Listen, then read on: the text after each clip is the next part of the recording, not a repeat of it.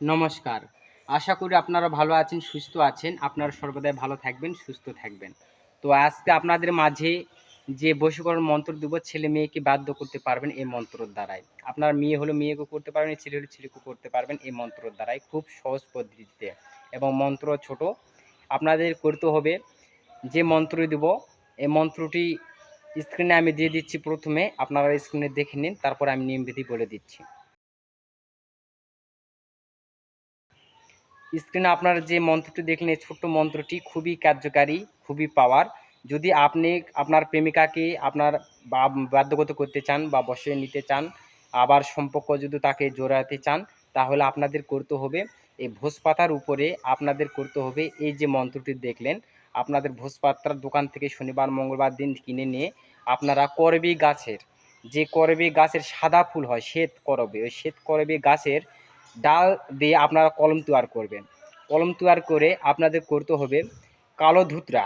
কালো ধুতরা গাছ আপনারা অনেকেই চিনেন। কালো ধুতরা গাছের পাতার রস এক জায়গাতে নেবেন।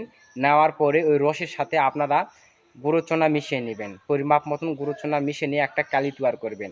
ওই কালির দ্বারাই আপনারা ওই করবী যে কলমটি আজ ডাল করবী গাছের ডাল দিয়ে যে কলম বানাইছেন, ওই করবী গাছের ডাল কলম দ্বারাই আপনারা ওই ভোজ পাতার উপরে আপনারা ওই যে কালিটি তৈয়ার করেছেন, ওই কালির দ্বারাই আপনারা ওই ছোট্ট মন্ত্রটি লিখবেন। অমুকং জাগাত, যাকে আপনি বশীকরণ করবেন, যাকে আপনার বাধ্যগত করবেন, তার নামকরণ ওখানে নামটি দিয়ে দেবেন। দিয়ে আপনাদের করতে হবে যে বোর গাছ আছে, বোর গাছের কাঠের আগুন দ্বারাই আপনারা ওই মন্ত্রপুত যে ভোজপাতা আছে, মন্ত্রপুতটি আপনারা ওইখানে ধরবেন আর মন্ত্রটি 108 বার মন্ত্রপুত করবেন আর 101টা ফু দিবেন। দেওয়ার পরে আর এমনভাবে আগুনে ওই বোরের গাছের কাঠে আগুনে ধরে থাকবেন যেন ওই মন্ত্রপুত ভোজপত্রটা যেন না পড়ে যায়।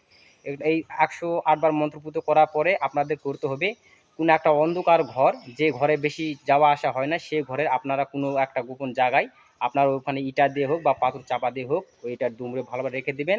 যতদিন না কার্য সিদ্ধি হচ্ছে ততদিন রেখে দেবেন। দেখবেন অতি শীঘ্রই আপনার যাকে পছন্দ করেন বা আপনার ওয়াইফ যদি চলে যায়, এই ক্ষেত্রেও আপনারা করতে পারবেন। দেখবেন অতি শীঘ্রই চলে আসবে। তো ভিডিওটি যদি ভালো লাগে অবশ্যই লাইক করবেন, কমেন্ট করবেন, অবশ্যই বন্ধু বান্ধবের কাছে ভিডিওটি শেয়ার করবেন। তো আপনারা ভালো থাকুন, সুস্থ থাকুন। দেখা হচ্ছে আবার কোনো নতুন ভিডিওতে। নমস্কার।